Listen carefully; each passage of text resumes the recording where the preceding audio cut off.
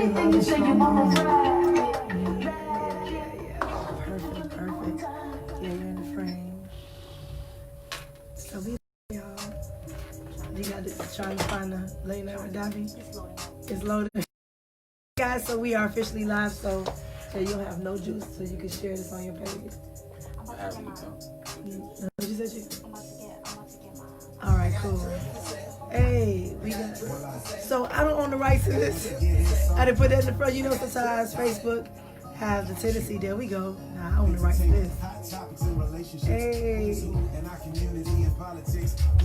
Are we on? Yeah, we are. Oh, my bad. What's happening? It's my theme song right here. It's my theme song. Oh, it's just, yeah. I ain't up yet, y'all. Yeah, he's still asleep, y'all.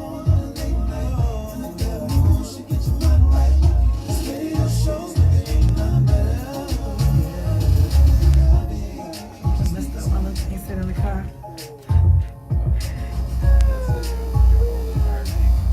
Huh? That's how you're holding hard. Davi. Hey guys, so I am back here joking with Jay, and it's so funny. I was just watching a school video about parents of toddlers and all the stuff you go through. So you still been half asleep right now, and all that you're doing today. Yeah, I get it. You know, I'm a little tired too. The little exhaustion has been kicking my behind. I'm feeling like, that's why I even sound like this. But yeah, so guys, we're getting it in. We are live on Late Night with Davi. Thank you all for coming in. You know, guys, when you come on in, please shoot us some hearts. I don't know if it's because of the Wi-Fi connection, whatever. I see that we got folks on. Sometimes it shows, sometimes it don't. But you know, when you come on, you bring on in the hearts. Thank you all for who are listening live on StrongArmRadio.com right now. We thank you for your listeners on Strong Arm, and also for those of you who are watching live on Facebook. I'm trying to find my little notes, my little cheat sheet for a little later what I want to get into. It has been a very, very busy day. So Lady Z just stepped out, who worked my board. So we going to get it in tonight. Listen, it's so funny. Many of you all who see my videos and my pictures with me just looking so elegant and graceful in the air, and everybody have a gazillion things to say. It's always so funny to hear people trying to figure out, who is the man with the locks down there? Who is that fine man lifting you up? And people like, that's your babe? That's what people just ask some of the most crazy questions, but they don't know what they don't know.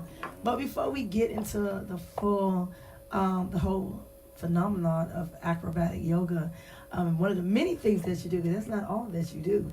So go ahead and let the viewers and listeners know, who is Mr. Justice J. Jackson. And hey, the mic is your friend. I need to talk to the mic. Oh, the mic is my friend. The mic is your friend, because we got folks listening on Strong Arm, and they seeing you there. Yeah, the mic is your friend. I am a personal trainer, acro yoga. I guess some people would call me an extraordinaire. I just appreciate the art, and I do it a lot. You know, it's a beautiful experience, and it's definitely rewarding to those who have shared their stories with me. So, if you don't know about me, you know me. I want to know, who is Jay? Like, how did you get here to South Florida? Because y'all hear that little accent. He ain't from Dade County, Broward, Palm Beach. You're definitely, or implants is what we would say. You definitely don't have that South Florida sound. So where are you from? I know where you're from. Tell my folks where you're from. Born and raised in Brooklyn, New York. BK. Born in Brooklyn. Lived all over though, actually. I lived in North Carolina for a little bit. Kinston, Winston-Salem. Lived out in Ohio. Went to school in Ohio, Akron and Cleveland. And then been in Miami for about 10 years. 10 years. 10 years. Love the weather. You know what I'm saying? I don't blame you. Getting away from that snow. Trust me. Listen, y'all snowbirds can have that. I'm not about that life. I think I've known you. Let me see what it says. 2019. I think I've known you for about 8 or 7 of them years you've been here. It's been like 7, 8 years. Oh my gosh. Yeah, so I might have been here a little bit longer, actually. Yeah, it might be. Yeah. You know how we always say it's one thing and it be something else. So. Right, but it's so funny. Like, so guys, when I met Jay, okay, like he's tall. You about what, 6'4"? Yeah, 6'2". 6'2"? But you're lean now. You look about 6'4" with your lean. Yeah, I can see that. I can't believe you're 6'2". 6'2". I literally thought you with your lean, you're 6'4". But listen, so I'm gonna paint the picture. He was like, he's 6'2", about 250 pounds. rah, like a machine, rah. So to see that he's so lean now, how do people who haven't seen you in years see this new lean look at me? You were muscular, like you was all solid then, but you are lean, like no body fat, like you have muscle and body fat, like that transformation. What was that journey for you to go from buff to like extra lean? Honestly, it's one of those.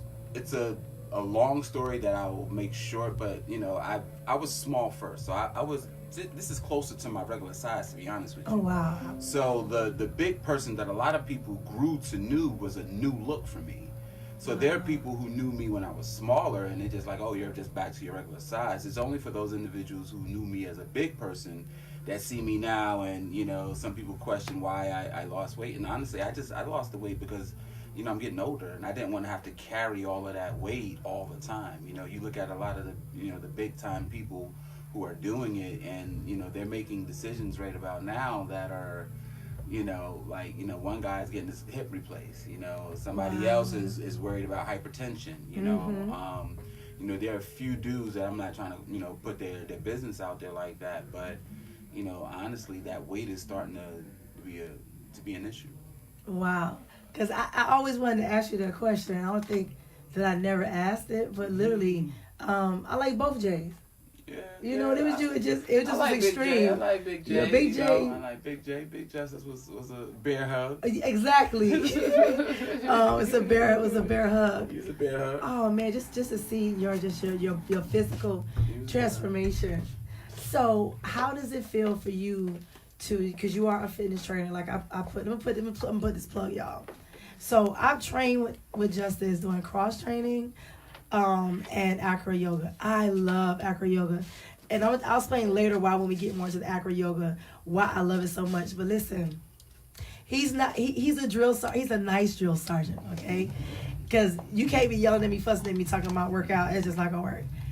But he is a beast. He's like a machine. I'm like, bro, do you ever get tired? Like he's excellent at what he does, and that's why he is sought after all over this country. For him to get their bodies in shape. So how does it feel for you to be a part of so many dozens of people, hundreds of people's physical transformation? Beautiful, to be honest with you. It's there's two sides to everything. It's draining because a lot of times, and honestly, I use you as an example. When we were training, you were going through a lot, so it wasn't just the training, it was all the other things that come with it, and in order for someone to be successful, you cannot address one part, you have to address everything, or at least be mindful of it, and so it's rewarding to have spent so much energy and time on someone, and then to see them, like in your case, a few years later, still going strong, doing your podcast, and your speaking engagements, and you're still going strong, and you're your auntie and a mom, and and it's not beating on you, right. And to me, I don't take credit for it, but I feel like I was a part of your growth in saying, hey, this is what's about to come down the pipeline, and I need to prepare for this, and a lot of times, that's what my goal is to be proactive instead of reactive. And when you see, honestly, when I see your post, when I see you do all kinds of stuff,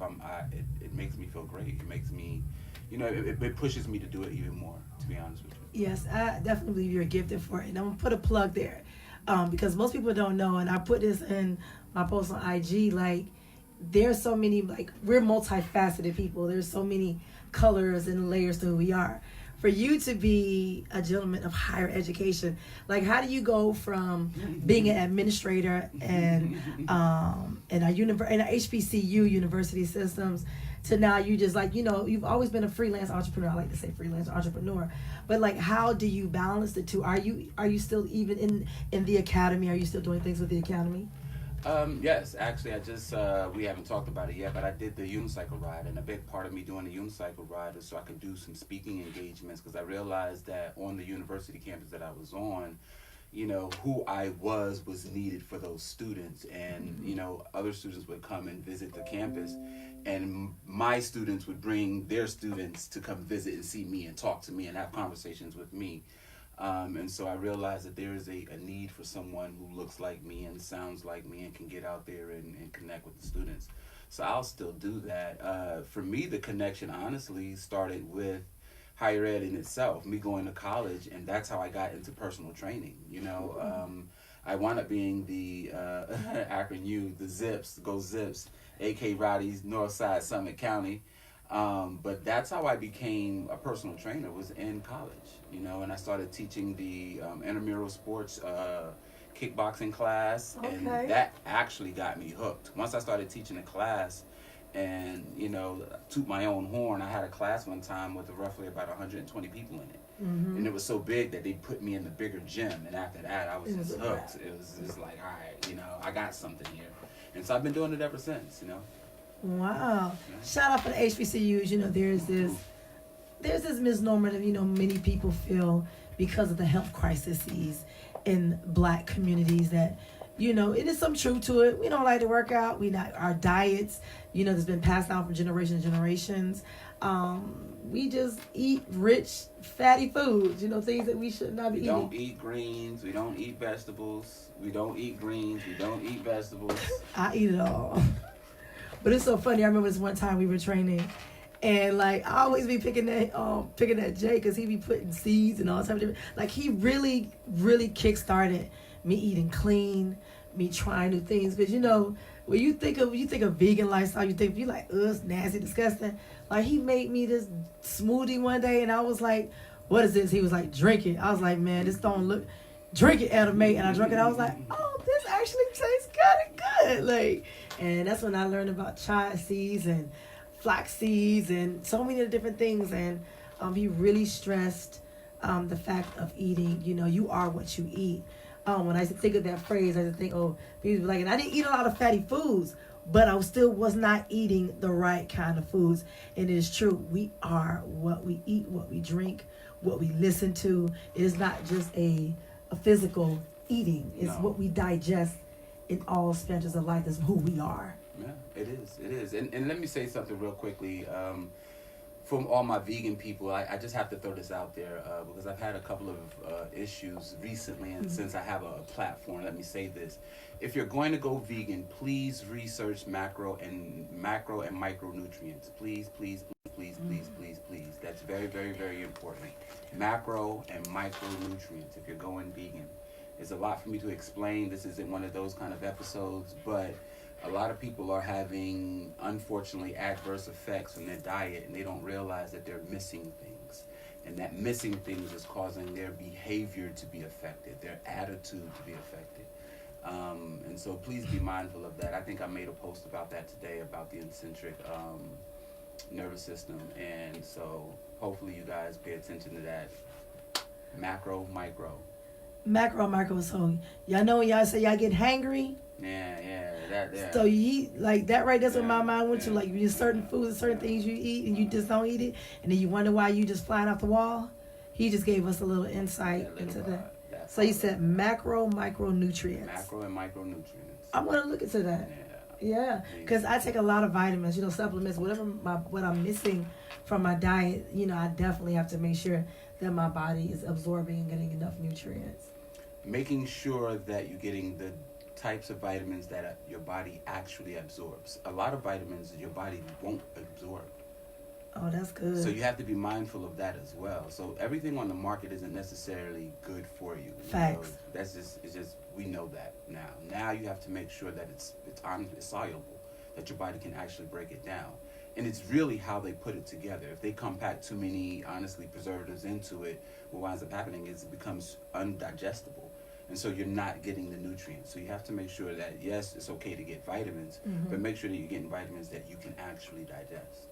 All right. I know my daughter's I needed that vitamin D, 5,000. I cheated that. So let's take it. Just say, I don't know why I just say that. Just know there's one vitamin that my doctors always say that I need to have. And pun, it's, what? I can't. I just thought about it. I think that's Demetria sitting on me because, she's a saint. Some of the most outlandish, speaking of Demetria, so crazy thing, this sidebar. The crazy thing, I won't say which station today. I want some tickets, right? And so they literally had made me sign my entire whole life away. And I was like, why I gotta give y'all, look, why I gotta give y'all my social security number? And that's because of the tax purposes and maybe it's on the W-9 or whatever. So what I did not know that on my first paper, I wrote my sister's social security number. It wasn't even a thought, right? So then the second one, I wrote, I'm thinking, boom, boom, boom. So the guy said, ma'am, you wrote 2 different social security numbers. I said, no, I didn't. So I called him up and he goes, yes, you did. So he gave me the paper and I looked and I saw my sister's number. I have never, ever, ever, ever done that. Wow. And I was just like, in that moment, I just took a pause and I just was like, took a breather. I was like, that never happens. It never happens. So in the space of being mindful, in the mindfulness and where I've been the last couple of weeks, that was surprising. You know, even doing the work in the book and stuff like that. So speaking of that, when you have mentioned, you see my post and you see that I'm still going, and I know during the time, one of the last times when we were at the park in Miami Gardens, you were talking about a body of work that you were working on. How was that going? It's going great, actually. It's going great, to be honest with you. The long and the short of it is we're in the final stages of editing and printing. So we're kind of flying and doing what we need to do all at the same time. So I should be up and ready to go like the first week in January. Team No Excuses. And basically it's just a short rendition of, health and fitness for those people who don't necessarily want to read a lot. And want to be healthy and fit, but a lot of the stuff that you read out there is is just enough to get you by, and I'm trying to give you enough basics not only to get you by but to be long lasting, kind of like what we did. And so that's one part. The other part is and I don't have a problem with saying this because I think that educated consumers make for a better relationship, and that was, I find a lot of times we are so health deficit as far as knowledge is concerned that in order to train someone, it's almost like I have to take them to class. And so a part of my training is when you come to train with me, you're going to get this book. And you now need to read this book, so that way it makes it easier for me to explain some of the things that I'm explaining. It makes it easier for you to get some of the material that I'm trying to get you to get, so that way you can get to your goals. You know what I mean? It's not my goal, it's your goal. And so this project is geared toward that type of a person. All right. So I know me and you don't believe in a microwave process, but it definitely, just like it's the cliff notes of to what you need to get to where you want to get to your desired goal in an expedited fashion, but still giving you good content that's going to be long lasting, and you see the results. Because I have kept off the weight now going on 3 years. Time is just flown by, and I've just seen it like melted off little by little because I kept at it. If life happened and I stopped, I made sure I got back on. Like I was motivated to keep going, that I knew it was a process, it's a journey. And to me, that made a difference than me training with other people. It's like, rah, rah, rah. Like I didn't get the benefit. The only benefit you would get was more the aesthetic, but I didn't get anything that really addressed the deeper issues, the emotional eating. Giving you, you taught me discipline and moderation. So I definitely want to thank you for that. Hey, happy holidays. Thank you all for coming on in. Please be sure to hit share for those of you who are watching us live on Facebook. And thank you again for those who are listening to us on Strong Arm Radio. And so we're going to segue into the acro yoga. So what I said earlier on, that's actually my favorite form of fitness that we train with him. It was in our first couple of sessions, especially the first one. Oh my gosh. Okay. I was about 263. So at that time when we started acro yoga, and it was in those sessions, those early sessions, where I really uncovered that I had trust issues and control issues, and it was hard for me to let go. And literally, I have never done drugs. I mean, I have a sip of drink, but I ain't never done drugs. So when you talk to people that high, I understand when people talk about a high, about how it was that when I let go and trusted you, it was a euphoria, it was a nostalgia that I have never experienced before. And it was so releasing, and then the connecting, and at the beach, and then the wind. It was just, oh my gosh, it was just the wind, the sun, the smell of the salt in the ocean, hearing the waves crash on the shoreline, and just being elevated and flying. I was like addicted from the first time. And then you was like, okay, you couldn't keep me off. You're like, hey, let's try this and that, and and just feeling. And you was like, feel your body going to transition, feel the strain. Like, it caused me to be still, to listen, and to trust. Because when you elevated on someone and you have to navigate your body, it's pure core training. Like, your entire body is getting a workout. It looks sexy, yes, but you got to do the work. And it's phenomenal. That's why I try to get everybody named Mama to do acrobatic yoga, because for me, it saved my life. Like, real talk. Like, it literally saved my life, and it changed my perspective on life. I think you just said something that well, everything you said was poetic, and I wish I would explain it like you do, to be honest with you, but I don't. For me, I am aware of the I guess the emotional connection or the feelings that kind of come with it, because I realize that trust is an issue. I realize that it's not even just trust of someone else, it's trust of your own body. It's trust of what you are capable of doing. And that's, to be frank with you, one of the main reasons why I kind of have a fondness for doing acro yoga with the bigger girls, because I want them to know that they can do it. And I've realized a lot of times, and I've had I've had one really, really beautiful story, and it started at the beginning of this year.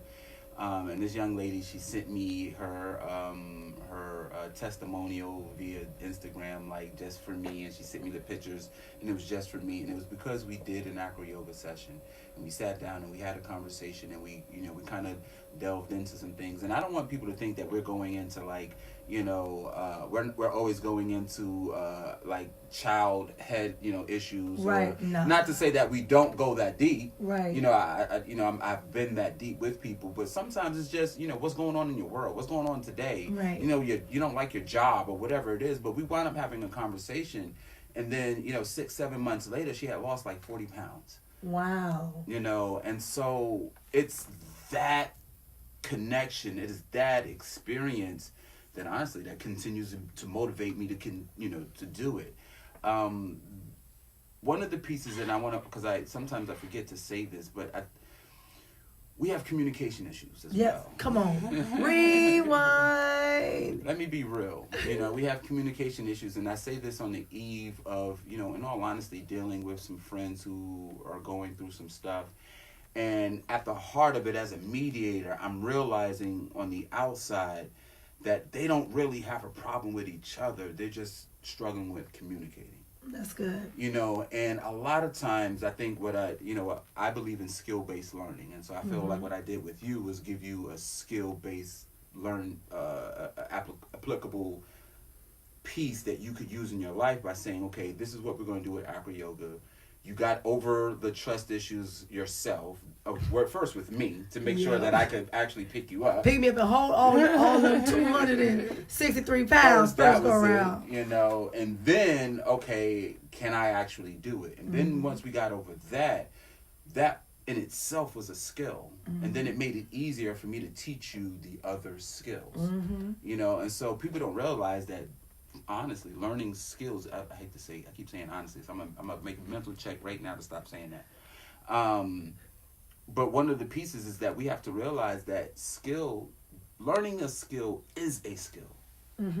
So the better you get at learning skills, the better you are in general, because there's no skills that I think of a skill right now that you'd be like, I wish I didn't have that.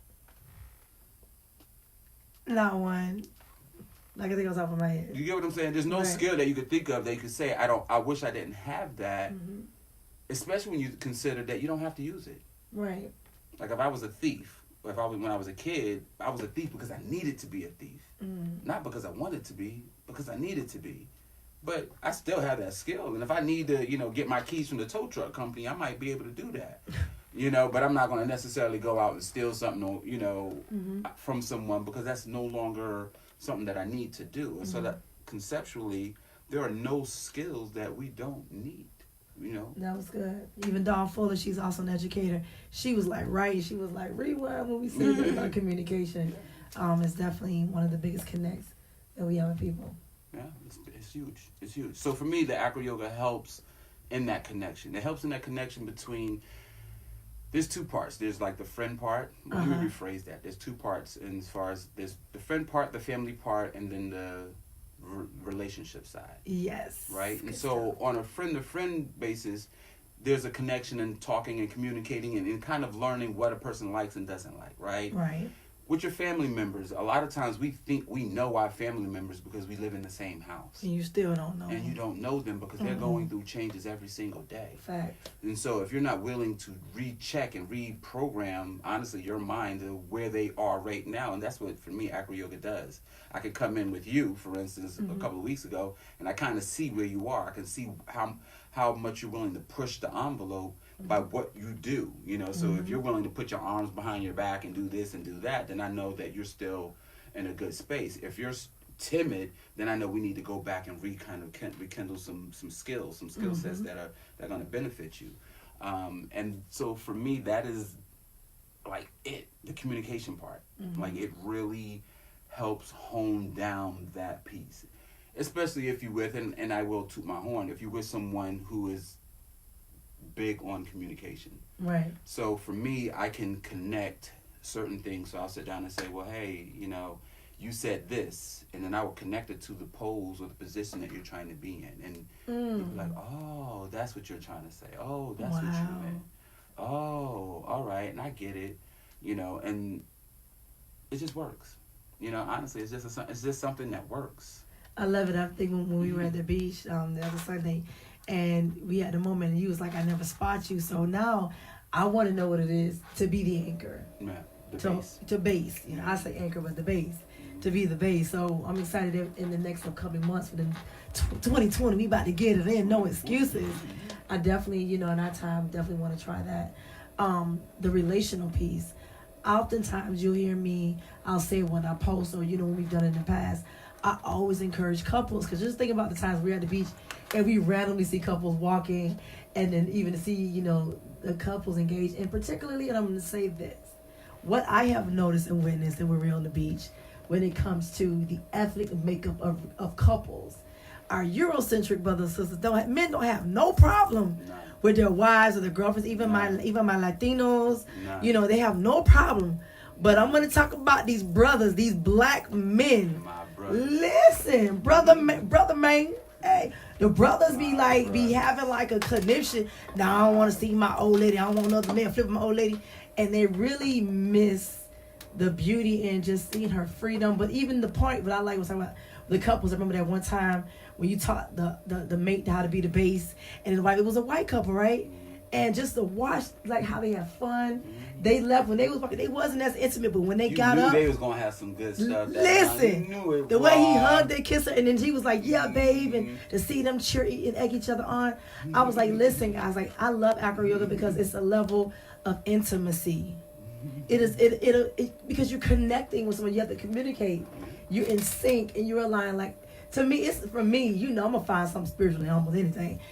I see the spiritual, and then like when you have the couples, to see how when they got up and they were kissing and they were holding, I was like, they're gonna have some great lovemaking when they get home, based off this experience. You know what I'm saying? You helped stretch her out in places she hadn't been stretched before, and it's gonna be some good, lovemaking intimacy. And that's why I tell couples all the time, guys, come out. I guarantee you, especially if they have communication issues, if they're having something, that space, it just opens you up, like it opens up your chakras and all that energy. Like any blockage, I'm telling you, acro yoga will be a great medium to open you up to a greater experience. So how have you seen dealing with couples? Because I'm telling you, the black men, matter of fact, I'm even gonna bring it home. Well, let me,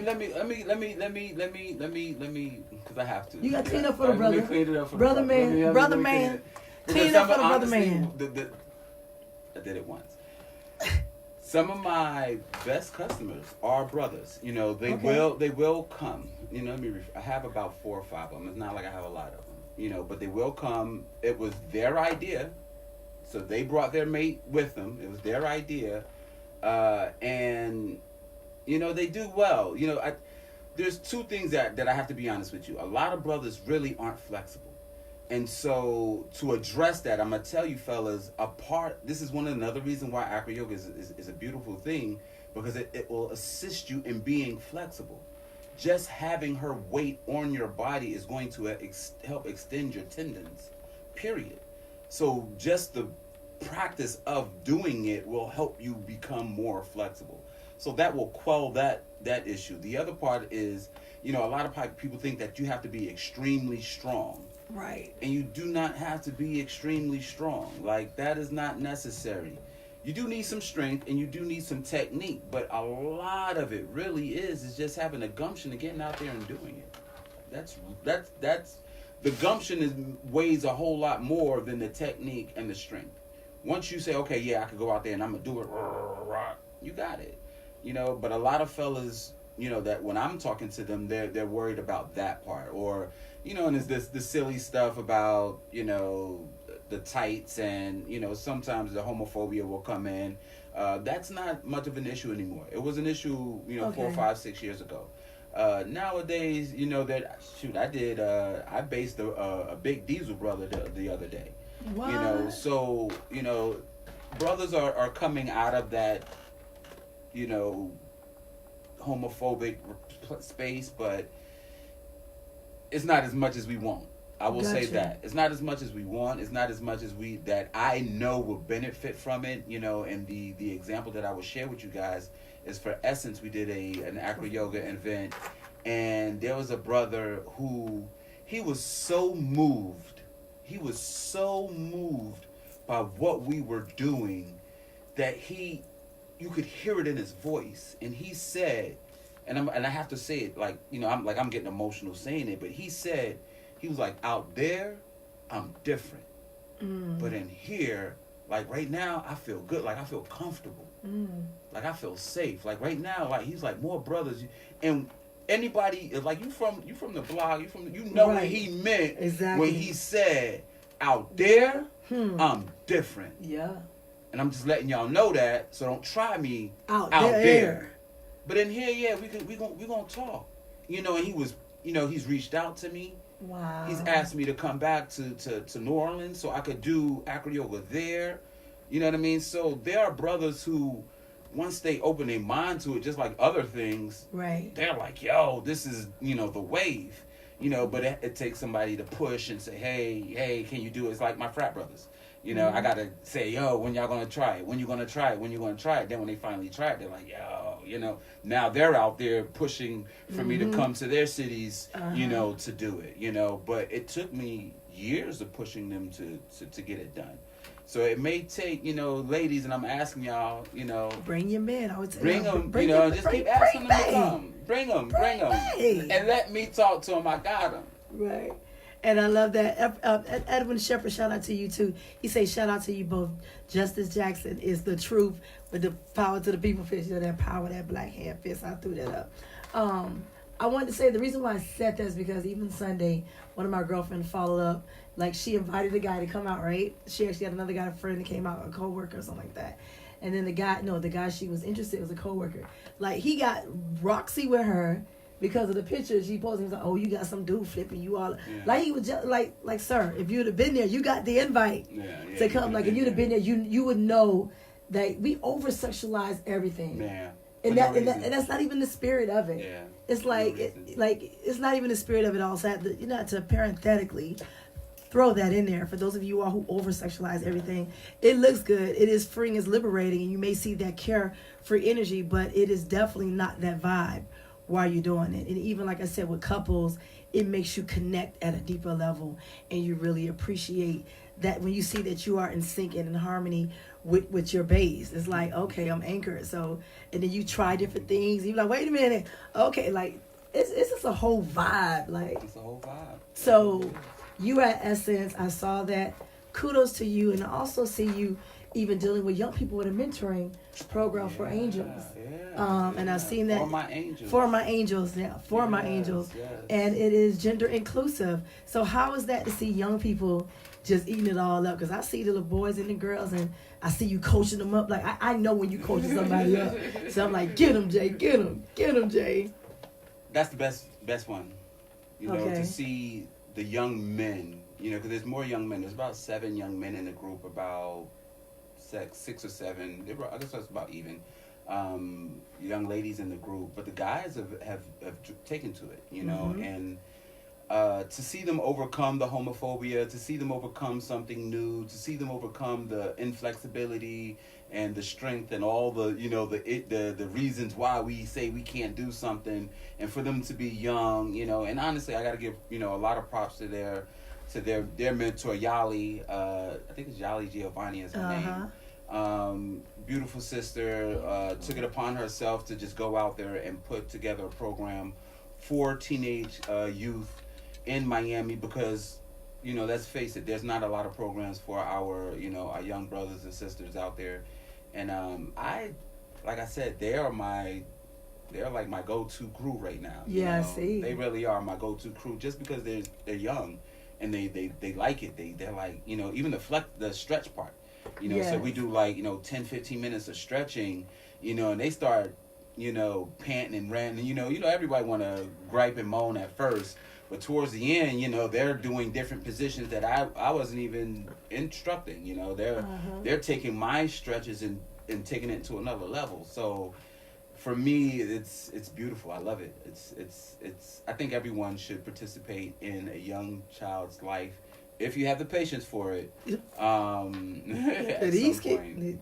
Listen, you gotta have patience. You have to, because these new age, I call them jits. I'm an 80s baby, so I'm like, these new age jits, listen, you definitely have to have passion. Have patience. They need a lot of love. They need a lot of love. A lot of attention. Give them love. They need a lot of love and a lot of attention. A lot of love. Yes, and I know I have a lot of love to give. Even mine, I'd be like, the littles. So, hats off to you. I still do give my time to the little people. So with all that, you know, you are in higher education. You definitely want to continue taking your message on fitness and health. It's a lifestyle. It is not a fad, you know, living a healthy lifestyle.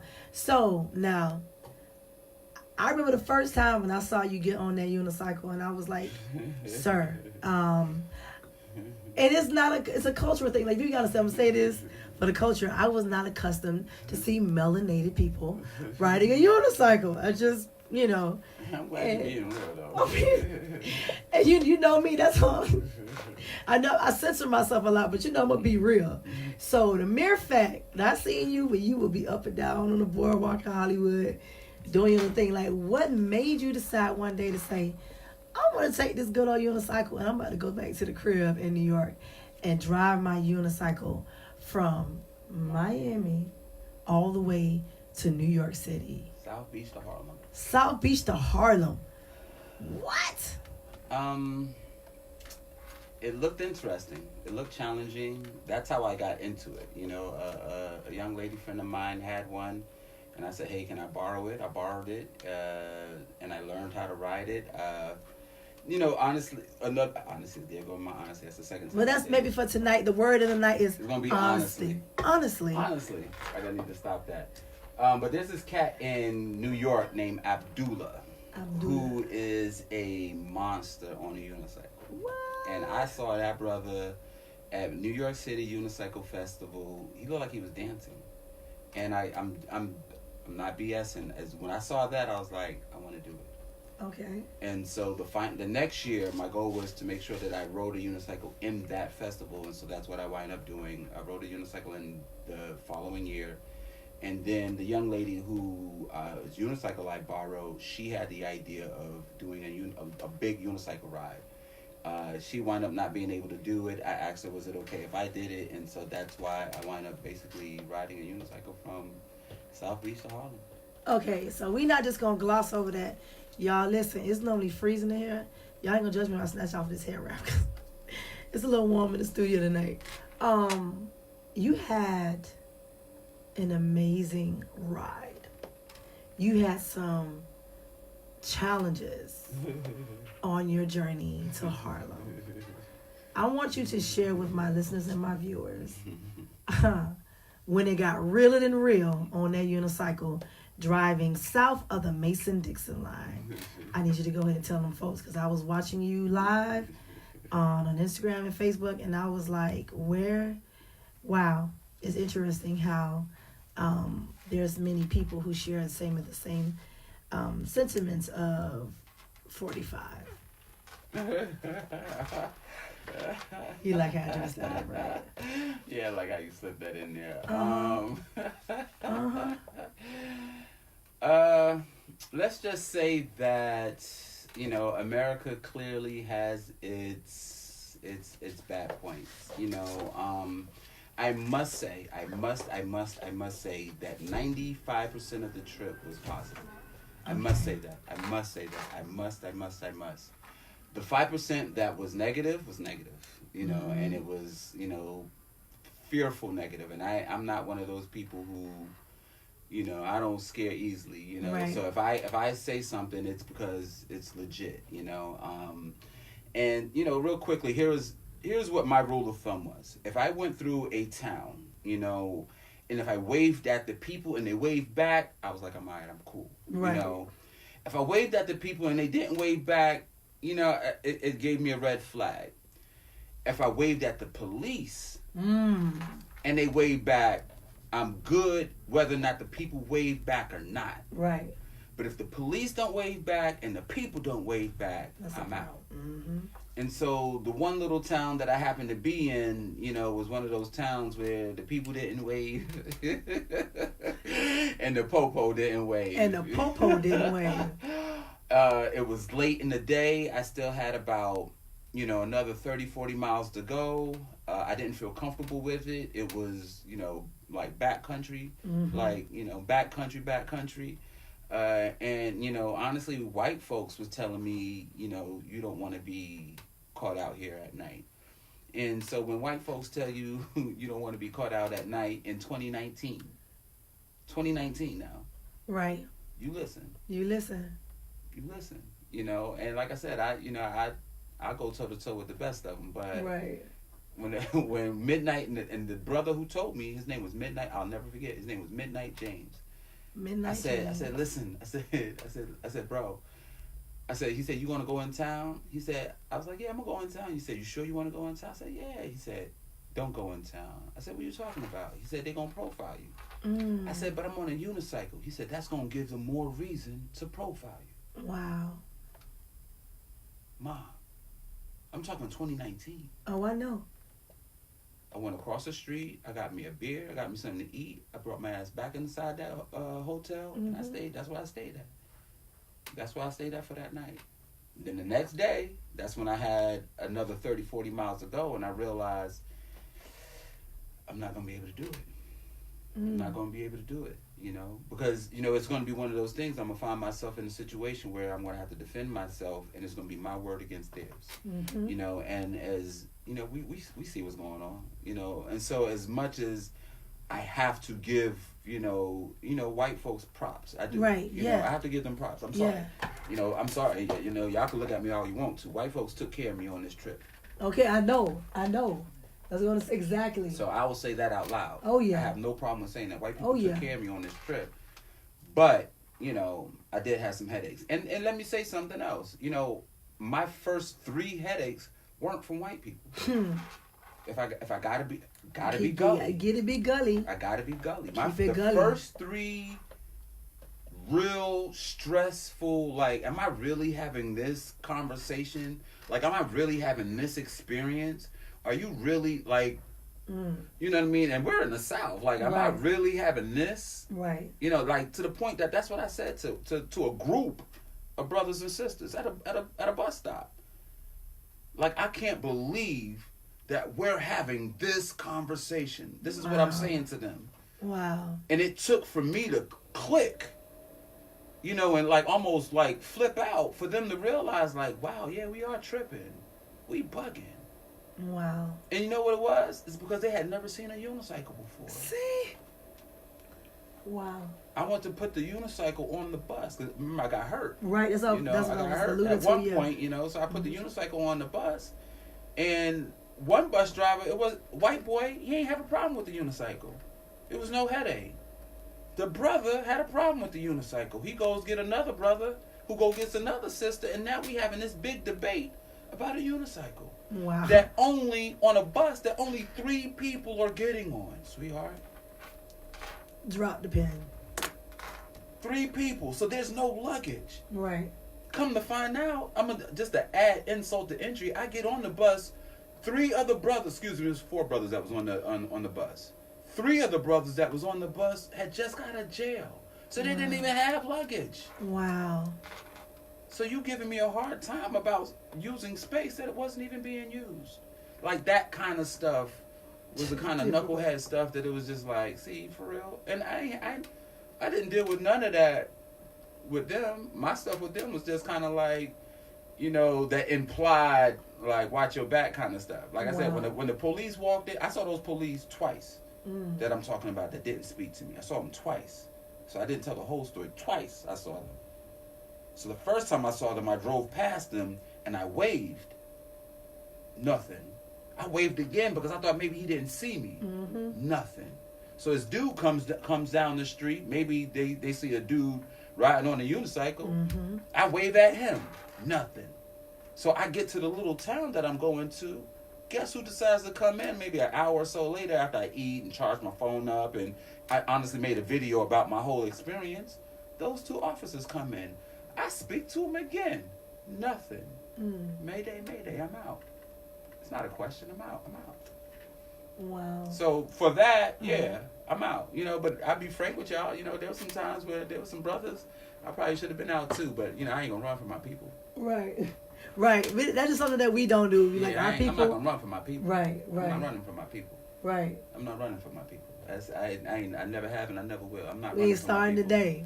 I ain't starting today. So that was my story that you asked for. That was my south of the Mason-Dixon. But like I said, I have to be honest with you. You know, white folks took care of me. And I say that with nothing but love and compassion. Yes, they did. You know, like called me. Like, hey, are you all right? You know, I realized it started raining. You know, do you need us to come pick you up? Like, I just met them. Wow. I just met them. Like, not even, I mean, that day. Like, in passing. In passing. And so I said, you know, they linked me on my Instagram. Mm-hmm. So the wife linked me and said, hey, you know, my husband can come and pick you up. His husband came and picked me up. I said, hung out with them for the night, fed me, make sure I was good, had some beers, so shared some stories, and we've been talking ever since. Wow. A unicycle unified you in so many places. Going up from South Beach. Doing something new. Wow.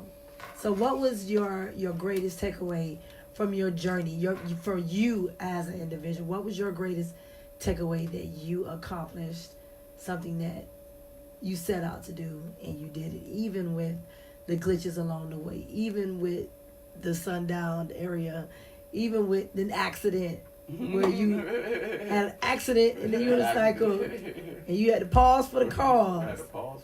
What was your biggest takeaway? The smile, and I'm thinking of this one particular grandfather and son couple. I have a picture of them. It was outside of a gas station. It's actually right around that little town that I was in.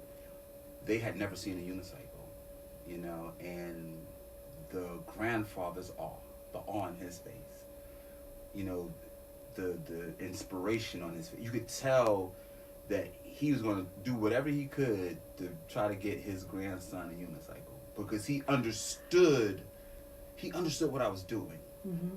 He understood the empowerment of what I was doing and what it meant for people to see me riding through these little towns. You know what I mean? Like, and I had a lot of those, and I took pictures of. I have pictures on top of pictures. I can't wait to see the pictures of these black men. Mm. You know, I have this one picture of this black man. You know, it's a southern black dude, and when you see it, you know the kind of uncle he is. You know, he got his shirt open. You know, dark skinned brother, got a gold chain, gold ring. Sweet, you know what I mean? What we call yeah. He's one of those. Yeah. But he was so.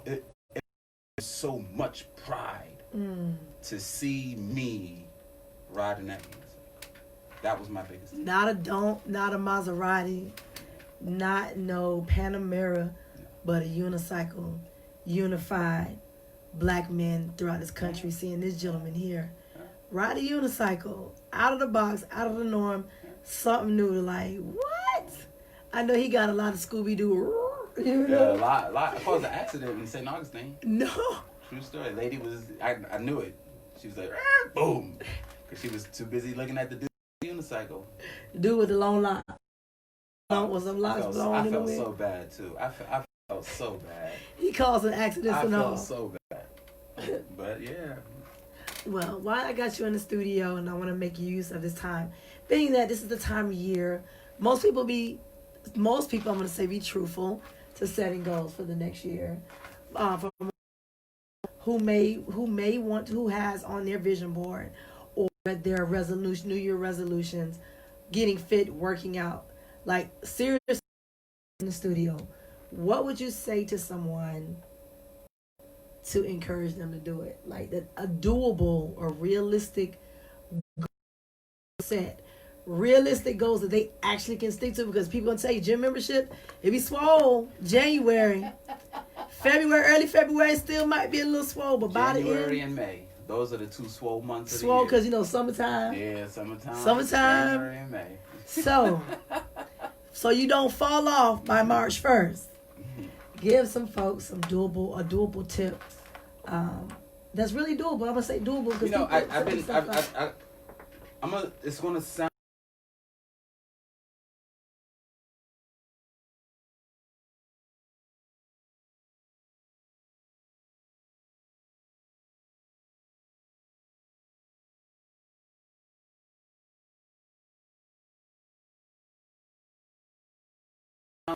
All right, don't try to go in there and be J. Justice Jackson, ride a unicycle from Miami to New York in January. Like, don't do that. Don't think you're going to go in there and, be where you were when you were 18, or where you were 3 or 4 months ago. Right. For that matter. Be okay with starting off small. If you start off small, you can grow faster than if you try to start off big. Because you're going to wind up getting hurt. And so now you're going to have to take time off. Your muscles aren't going to work right. So you're going to have to take time off. So start small. If you start small and say, okay, you know what? I don't have to be in the gym 5 days a week, January 1. Okay. All I got to do is be in the gym 2 days a week. Okay. Now, by February, make it 3 days. You get what I'm saying? Yes, build. Start small. Everybody try to go in there and they want that body tomorrow, and it's not going to happen like that. And I've been doing this for years. For years, and I've had people that are dedicated. I mean, wake up in the morning like, all right, sir, what do I do now? Mm-hmm. Show up. They ready. They stretched. I mean, stretched and ready when I get there. What? Okay. Putting in the work. Right. And it takes time and effort. Your body is a computer. Mm-hmm. So it's realizing, you might not be consistent. Your body know that. You might not be consistent. Yeah. So start small. Start small.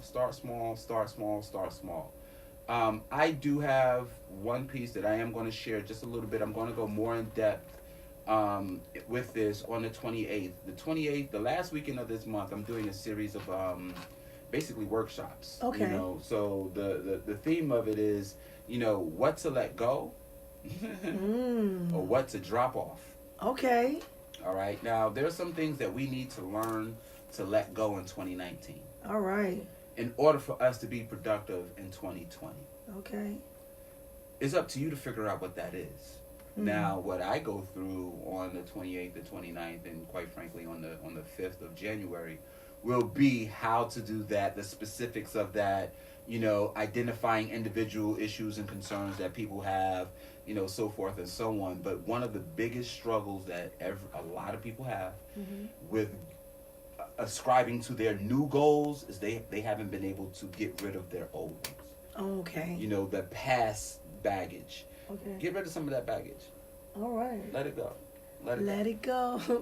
Let it go. Let it go. I think about Frozen. You gotta Kids thinking about this spoof. Okay, so that's good. What to let go and what to drop off. And that's going to lead into, we're going to be hitting it up each month. We're going to be doing acro yoga in Hollywood Beach area. Let you change different beach locations. We're going to be doing Hollywood Beach and Miami Beach, Okay. the 70s, and then Miami Beach on my beach, Okay. or Hollywood Beach. Okay. And if you know my last name, then you know where to find me. Sorry, Miss Jackson. Ooh. Yeah, so I'm looking forward to it. Like, I've had quite a few people reach out to me. Yeah. And so, and this has been ongoing. I've been telling people this for a while. So every time I catch on and it's like, whoa, to see it, like, okay, so each time they're like I told y'all to come. I told you to come and experience it. So everyone that came out, shout out to all the folks who came out and enjoyed it. And now you have new people who are excited and can't wait to January 5th. Let's get it. Let's Yeah, let's get it. So, Jay, gonna let the folks know how they can stay connected with you and how people who may need to get trained for you. You do various types of fitness training, even like you said, kickboxing. You do hardcore stuff. Even train people who wanted to get into bodybuilding and weightlifting. Like, he is that dude. Let me say this. Because I gotta give a shout out. I gotta give a shout out to two people before I say this. I gotta give a shout out to Billy Blanks. Ooh. And I mean that. Everything in my heart. I gotta give a shout out because when I got into fitness, Billy Blanks was big. Yeah. And so he was my example. You know, before him it was the white boy, the curly haired white boy with the shorts. What's his name? I don't know his name. But I know it's like when you said the paint picture. Yeah, curly haired white boy with I can't think of his name, but it was him, And so after that it was Billy Blanks. Yeah, Billy Blanks. And a guy named Wolf. I can't think of Wolf's full name, but he happened to be he was the instructor of kickboxing before I was. And he saw me in the gym, he saw me working with people, and he was like, yo, this is something you should do. So I gotta give those two guys love. You guys can follow me on Facebook, Justice Jackson, or you can follow me on Instagram, Gorilla Bear, GUERILLA Bear, like out in the wilderness fighting, shooting stuff, not the animal. Those are the two main spots, and you can also give me a call on my phone number, 305-336-0645. Rephrase. Say it again, but slowly. I'm going to say it again. Okay. You can text me, 305-336-0645. Again, that's 305-336-0645. For any information, I do all kinds of training, from stretching, yoga, acro yoga. I take people out on kayaks out to the beach, and we do workouts out there. Like, I'm a holistic, all around kind of person. I'm not just the guy that's in the gym. I'm that. I think I believe that I can say I'm that dude. Yeah, you are that dude. You're a naturalist. So Byron Holton, shout out to international gospel artist Byron Holton. He's family. He said Richard. So I think one of the guys, his last name was Richard. Oh, what's up, Doe? Yeah. So thank you for that, Byron, for making sure that we know who the gentleman's name was, Richard. But yeah, so guys, I'm lost. Richard, what? Richard, when you were talking about the other the other the guy, trainer. The trainer. Wolf. Oh, Richard Wolf. Yes. Who in the world knows him? Byron also, he's another Byron. one. Byron's another one because he with his little lean frame, he definitely works out, and he's into fit. Yeah. Who you think made a Late Night with Davi theme song? Oh, shit, I didn't know. And so I said, shout out to Byron Holton Sr. Rich, are you talking about Richard Simmons? That's one of the actors. Oh, Richard Simmons. Oh, I'm like, Richard Simmons. Yeah. I couldn't think of his name. I'm like a little white dude. Thanks, him man. and Jane Fonda, they used to be like, you know what? Workout Jane by Fonda. Yeah, nobody messing with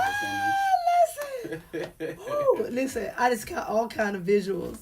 Oh man. So video, definitely I'm gonna let you all know we're gonna be posting because I gotta align my schedule. So it looks like it's gonna be a first Sunday acro yoga type of vibe. We'll be hitting First Miami Sunday Beach. Every month, definitely except for February. Yeah, so all the dates are for the most part set.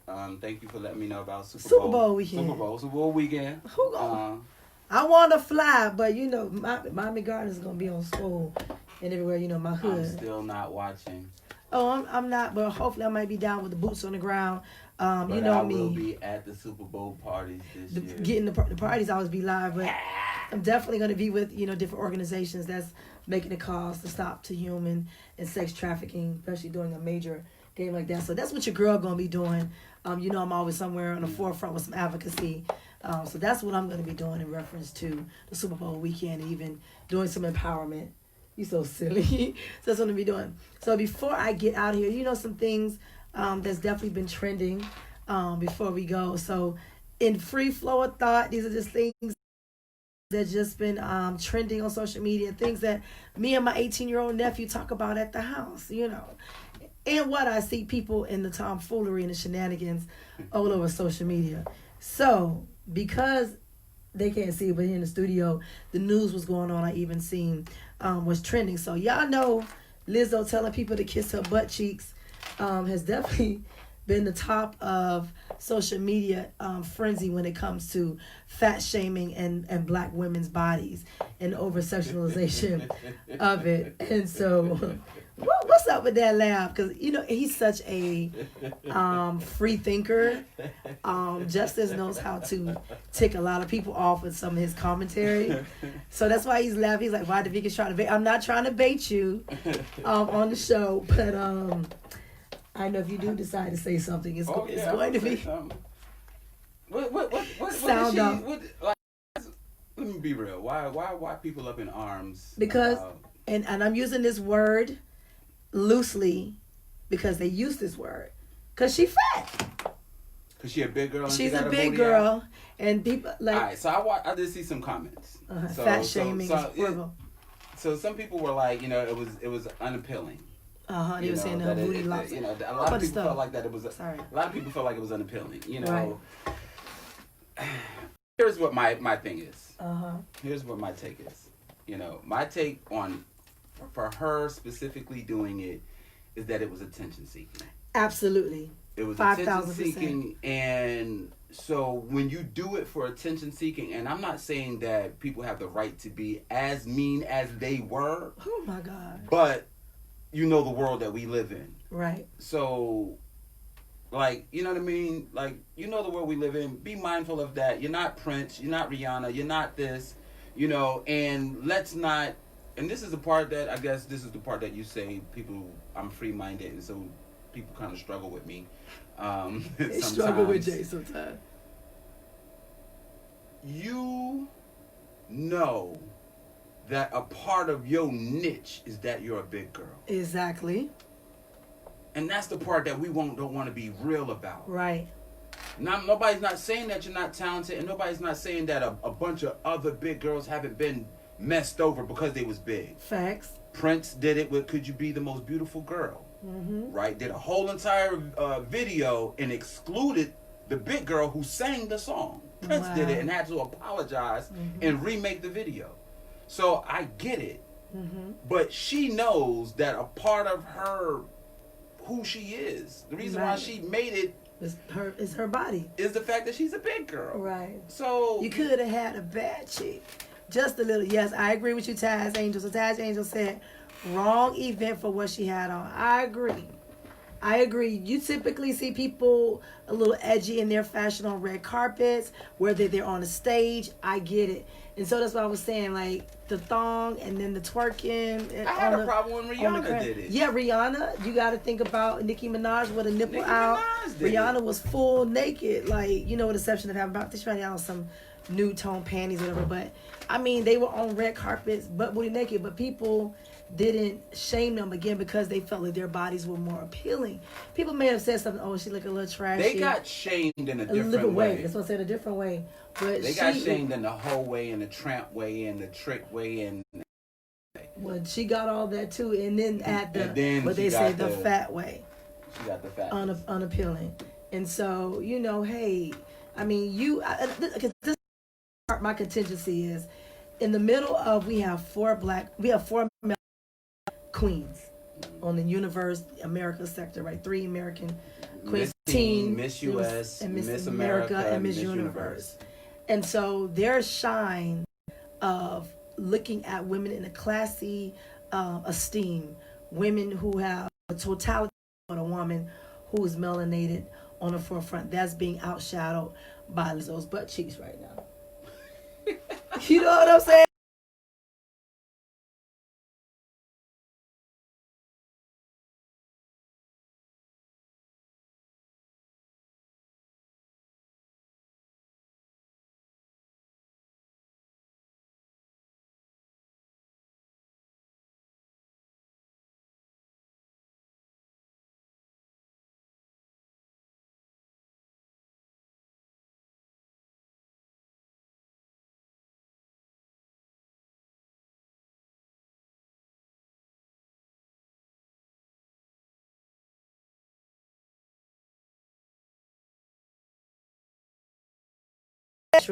But for whatever reason, love ratchetness and love drama, that's getting more play than these queens who are melanated, who are shifting and changing standards of what beauty is, even from the deepest of ebony to even the lightest of. And we don't. And a matter of fact, and I love the fact that most of these queens had their hair, their coils with curly, their kink, and what they would say nappy, and knowing that we had, wasn't that beautiful? It wasn't saying that as a black man. Come that on. Was the most beautiful. I saw the sister from South Africa. Rocket. That's all. And she had her. I'm finna do this for her, y'all. The Wakanda going. Listen, I was like, let's rock. Listen, let's rock. I had to do it for my Miss Universe 2019. Let's rock. Go ahead with your Wakanda. I see you. Got a fresh cut, so I ain't blonde yet. But it's the fresh do, y'all. Fresh. Shout out to Gorilla Cuts. I got my. You got Gorilla. I got Gorilla all around me. You done got started. Listen, shout out for my queens, for real, for real. That's another topic. So, all right. So we talked about all three queens. So switching on again because.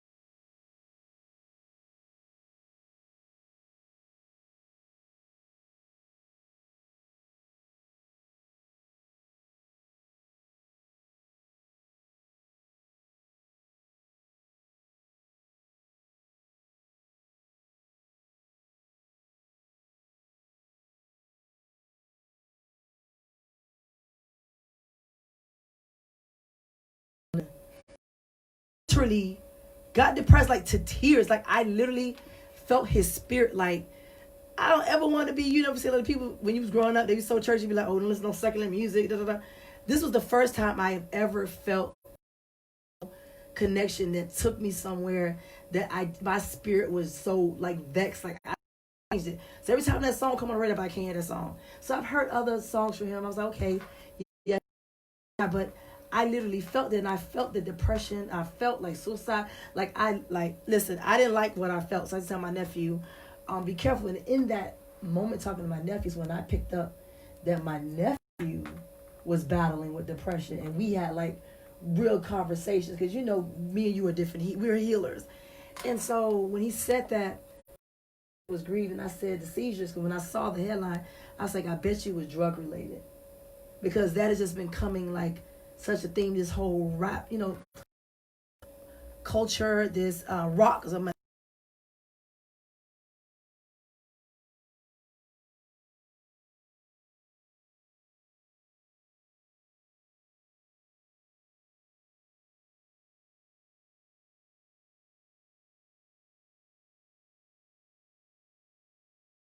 I do have life and death in our tongue. You know, that's exactly what I was thinking. Laws of attraction. That's exactly what I was You know, we speak word curses. Yeah. And these are the things that I talk, you know, to my kids, to people I mentor. Like you can speak health, you can speak death. You know, and that was one of the things, you know, even my sister, she said that was one of the things, because she used to always say, I'm going to die young, I'm going to die young. And I remember 4 days before she transitioned in our last conversations, she said, there's a lot of things. I always say I don't regret stuff. I regret a lot of stuff that I let slip from my mouth that I can never take back. And that was one. She was so focused in her seasons of depression that she was so fixated on that. And so I want to definitely, you know, shoot this out to young people who listen to these lyrics. You know, everybody popping pills and on lean and everything like that. Yeah, but people are dying. This drug culture is real, man. Like, you know, the subliminal, non-subliminal messages. Yes. You know, we got to do better. We have to. But we have to do better, honestly, at policing what our kids are listening to. You know, I heard. You know, this is the example that I'm going to share with you guys today. It was actually while I was on the unicycle ride. My cousin. We was in the car and we was listening to the music and SWV, I Get So Weak came on. You know, so you know, if you're old school, no matter where you at, what you doing, like you are right now, you just start dancing, right? You know, you just start dancing. So I asked my younger cousin, who was I think is 13 or 14 at the time. I said, you know, this is a bad love song. You know, whatever. We going back and forth about you know era music basically. And so I asked her to give me, because I was the DJ. So I said, give me a love song that you like. Right? What was the love song? She gave me Megan Thee Stallion. No, it's my wretched, but love song. Sweetheart. What song from Megan Thee Stallion? Sweetheart. She gave me, the mere fact that she gave me Megan Thee Stallion. Yeah, that's why my mouth dropped. For a love song. Now, I'm not judging. But Megan Thee Stallion. Not for love. And so my thing was like, and I had no problem because it's family with saying what I need to say. Like, sweetheart, that's not somebody that you need to be worried about for a love song. So the case in point is I said, well, what you going to do when you get older? She said, I like Megan Thee Stallion because Megan Thee Stallion is about money. I think the song, whatever the song was, it was about money. That's what I know, right? She is all about how she makes some dude pay for all her. And so my little cousin was basically like, you know, when I get old, I'm basically gonna marry money. True story. So I said, eventually, you know, you're gonna have all this money, but who are you gonna share it with? Like, what are you gonna do? You know, there's only but so many times you can go to the mall. There's only but so many things that you could buy. It's only, you know. So where's the love in that? And so I didn't blame her. I blamed her mom. You know, again, no judgment. Right. But we got to start somewhere. You know what I mean? We got to say something. We got, and for me, I believe that it starts, honestly, with the adults. And I don't. That need to be there. Yeah. It starts with the adults. You have to go out there and monitor what your children are and doing. You have to. It's paramount. If you're not doing that, then why even have children? That right there, listen, if I had, you know, she stepped out, had some hand claps, an arousing applause, definitely be there. So guys, we got to start, remember, parenting your kids. YouTube should not be parenting your kids. SoundCloud, all the other streaming music, things like that should not be parenting. iPad, cell phones. Everything, man. These kids are just so, I mean, they're tech babies. I mean, I get it. This is the millennial age. But literally, there is a disconnect. There is clearly a disconnect. Yeah, I mean, look at all the shootings. Look at all the, you know, look at all the bullying. And we had bullying back in the day. But this is bullying now. That they're doing is... It's out of control. You know, our bullying was like, you know, give me a snack. You know, give me a this. Give me a, you know what I mean? It was that kind of thing. Like, they're like, give me a life. Yeah. And it's legit. Like, I'm not... Like, they're like, you know, give me a life. You know, that's the kind of bullying that they're doing this day. And shout out to my boy Alex Simon. He is a brother out of Cleveland who has a really big anti-bullying campaign. He's actually a percussionist. And so that's his forte. You know, he's really into anti-bullying.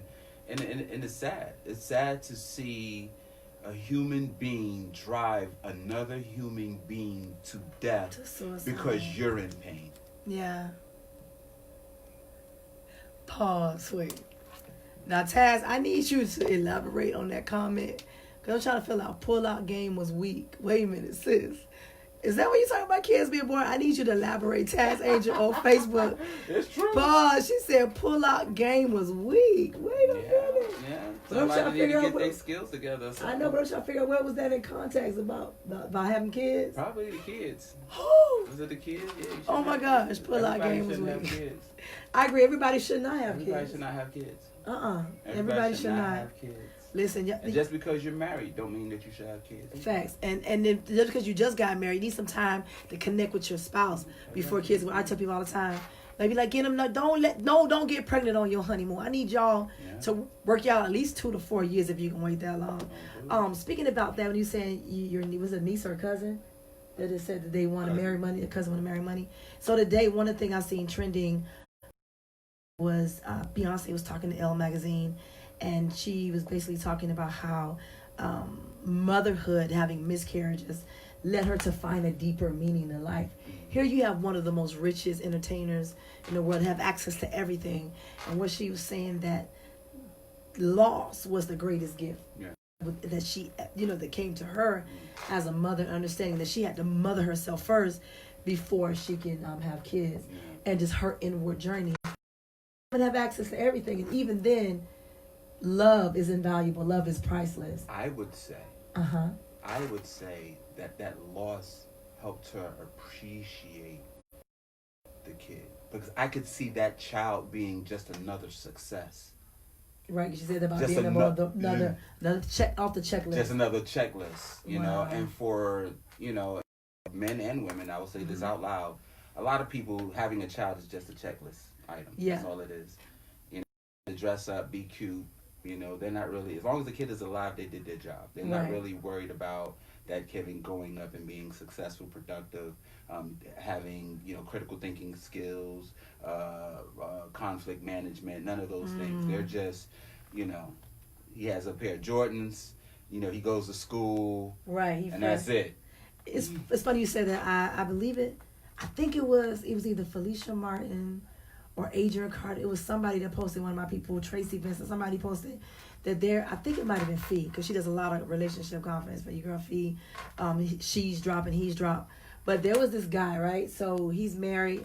I think he said he was married for about 10 years. And he was talking about in his post how he resents his wife and his kids. Oh, yeah. And he was like, listen, I resent my wife because she made me have these kids. And then he was feeling guilty, and he was like torn. Like he was having major dissonance. And even in that, I could see like he's like major like divorce. He's like he wanted a divorce, and he feels bad. He was like, I want out of this because I got kids. I feel like I'm torn. Like he was like obligated to be here. Right, like these kids. That's what he was saying. Bleep these kids, and I hate my wife for making me have these kids. And I was like cringing. Like I felt my heart just ached for this. Like and there's sisters that go through it too. Definitely. There's sisters that go through it too. I do think that, and it's not I think, I know. Yeah, I know too. I know for an absolute fact that there are a lot of brothers who are going through that same exact thing. They're not happy, but they know if they leave, 1, their name is going to get dragged through the mud. 2, their children is not going to be around. Right. And there are some brothers who I know for a fact would be a better parent for that child than the mom. But because they're going to break up, they're going to take that child away. And that's the unfortunate cycle that we have going on in our community that we need to undo. We don't understand that, the child didn't ask to be here. No. And when you go really, it is a remnant of slavery. The whole stud, the mammy is popping babies all over the breed, and that same mindset is like, daddy was a Rolling Stone. Kanye don't know what he's talking about. You said, but Kanye don't know what he's talking about. And Kanye, he a whole nother trending topic. He a whole nother conversation. Now, my mama, matter of fact, my mom has discovered YouTube. She has an iPhone now, y'all. So she has discovered YouTube, and she was like, Vika. I was like, yes, ma'am. She say, girl, Kanye West preached at a church in Little Haiti. I haven't looked this up, but she told me this earlier today. I said, I got to check this out. I said, no, ma'am. She said, Kanye West preached a sermon at a church in Little Haiti. Wow. Yes, and she said it was I don't so went to packed. that. She's me too. She said it was like 1,000. She said it was like 1,000 people trying to get in. They couldn't get in the church somewhere off 62nd Street in Lahady. Wow. Yeah, and so then I seen today that Joel Osteen says he feels that Kanye West is genuine and he's gonna go on tour with him or. So I just saw like the headlines. I didn't really get into it because I've been doing a whole lot of. This is gonna be my Kanye piece. Okay, go ahead. One time for Kanye. One real quick for Kanye. I don't go to church as like, I'm not like you. Right. Like you're a I'm church a church person. goer, You're right. a church person. Uh-huh. I'm not a church person. I do think black men should go to church. I do too. Does that make sense? It makes much sense. I went to church when I was in New Orleans. What? True story. I went to church when I was in New Orleans. Okay. Now, again, I have a different perception of church. Right. And so therefore, this is why I say this to the brothers so that way they understand why I say that. There is a level of understanding, of feeling and emotions, and what I call love that you're going to get in the church because that's the place for it to be felt and seen. Whereas we don't get that everywhere else. And so the analogy that I would use, going back to what I stated earlier about the yoga and the acro yoga, that acro yoga event that we did was church for that brother. Yeah, and I always tell you, that's my second church. I always tell you that. It's church. I be churching. I always say church. that. It's church for that brother. That's why he Yes. said out there, I'm a different one. But in here, I'm safe. I'm safe. Look, I'm about to. So And black men need safe spaces. my thing is like, look, if you're not going to do the acro yoga, you know what I mean? Go to church. If you're not going to go to church, do the acro yoga. But find something that you can go to, and there are places out there for black men to honestly emote in a way that is comfortable for themselves without feeling ashamed. And that time I went to church, and I will share this, I shared it on social media, I cried for 45 minutes. Ooh, that's so cathartic. Dead serious. Because I was holding, so I share something with you guys. A lot of times in this acro yoga stuff, I'm holding a lot of people's energy, right? Regardless of how much of a thug I'm blocking it, whatever. Reality of it is, I'm holding their energy. And so here I am in essence, and it's a beautiful experience, and I'm having all these people energy that I'm holding, and I'm holding, and I'm holding. And the event that I went there for, I hadn't even done the event yet. So I knew I needed to release that energy in order to be present for the individuals that were there. You know, and so luckily for me, the universe is so orderly. The pastor saw me walking down the street through the hood and was like, yo, what you doing walking through this hood? And I'm like, I'm not scared of my people. Right. You know, and so we started this conversation. He was like, yo, why don't you come to the church? So I went to the church. And then in sitting there and people talking to me and coming over and touching me and da-da-da-da, I let it loose. Went and killed it. You hear me? I know I killed it. I know you did. I killed it. But I didn't have that going back to what I said about New Year's resolution, starting small, right? I can't release all the energy that I have, but let me release what I can. So that way I'm available and I'm present for what I'm about to do. So if you're thinking about what you want to do in 2020, there's some things in 2019 you gotta let go. Or drop off some stuff. You get what I'm saying? Yes. So for me, I go back to Kanye. Let's think about who we're talking about. Right. Kanye, one of Kanye's first albums was about church. Yep. Yeah. And now everybody's up in arms that he's going into the church. I'm not. He's about the church. Right. Yeah, he might be a little weird. Yeah, he might be a little off. But a part of that is the art. Yeah, Part of that artist. is He's how an else artist. do I get you to understand where you are? They don't like his grandiose personality, but it is what it is. But that's the art. And Look, he I'm has looking a at a reach. wall full of grandiose folks. Personalities. Absolutely. Absolutely. You know, so I don't agree with everything that Kanye West says and does, but I support the brother because I understand how hard it is to be a leader in this world. Oh, yeah. I understand how hard it is to be a leader in the black community. Oh, yeah, absolutely. Martin Luther King had drama. Yes, he did. Martin Luther King had drama. Malcolm X had drama. Malcolm X had drama. All of our big leaders have always had. Evans. All of them have had drama. So here this brother is trying to make change. We mad at Kanye, then we mad at Jay-Z. Oh yeah, Jay-Z. You get what I'm saying? Mad at everybody. We damn if you don't. So that's my thing with Kanye. You know, get off of And that was good. Y'all get off Kanye. Get off Kanye. Let the brother live. I think we all need our space for self-discovery, and he's choosing to go to the Creator. And it was so funny as I close out. I went to the funeral to celebrate life of the mother, Miss Solie Wesley of Joe Wesley, Harvey Wesley, one of our prominent celebrity photographers in South Florida. He actually used to take pictures of Rick Ross and some of the other celebrities that's on this wall. And I remember leaving, and there was this young brother, Wicks goes, like, wicked out, was jamming, Jesus is King, jamming Kanye West. And I didn't have my music on. He bumping right. I mean, it was a praise song, and I rolled down my window. I was like, yeah, I gave him the like nod, like that nod. And he was like, and I was like this. And he was like, yes, praise God. I was like, praise God. Like, we had a moment. And I was just like, yes. And I was like, so many judgmental believers, like, they're mad at this young man. He has a reach that most churches, because if they not in the church, how else the message is going to get out? And so the fact that he used music, another way to take hits and flip it with a music and put it in context, I think is brilliant. And it ain't no different than what MC Hammer did. It ain't no different than Kirk Franklin did. It's just the fact that they're in the church, that people, feel like Kanye West doesn't have that penmanship. But I strongly disagree, because even Jesus was out of the box. And, I ain't trying to preach to you. So shout out to Kanye West. The music is brilliant.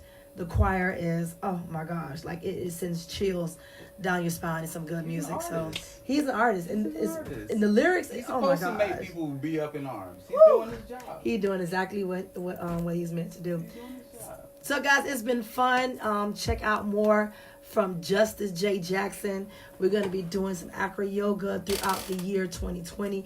You guys asked for it, and I'm going to say this, and I'm going to close out, because this young man here travels the country, right? And it's I'll be not in for Denver, February. I'm sorry, right. Denver, February. St. Paul, Minnesota in April. Dates are coming out. The dates are already set. Just let y'all know. That's cold. Bless your whole life. Snow Essence. Bunny. I've been Essence for Essence again. 2020. Essence. All right, so he's going back to Essence, y'all. We're going to, listen, South Florida, you better use them, because somebody going to try to snatch them up. Oh, they don't. They always snatch up our greats out of South Florida. So while I got you, I'm going to be going flying. back to Ghana.